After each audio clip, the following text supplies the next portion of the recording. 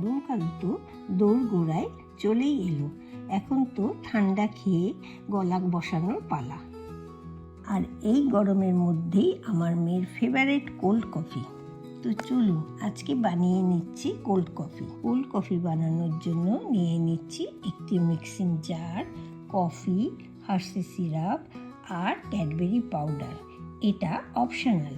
সবার প্রথমে আমি মিক্সিতে 2 চামচ কফি নিয়ে নিচ্ছি, তার মধ্যে 2 চামচ চিনি দিয়ে দিলাম।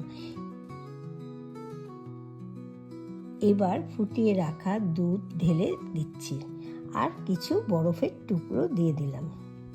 এবার জারটি বন্ধ করে মিক্সিতে ভালো করে ঘুরিয়ে নিচ্ছি।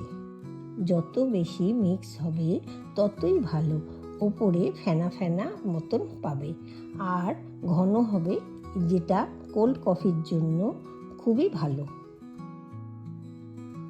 এবার একটি কাচের গ্লাসে সুন্দর করে হার্শি সিরাপটি দিয়ে ডেকোরেশন করে দিচ্ছি, যাতে দেখতে একদম ক্যাফের মতন হয়।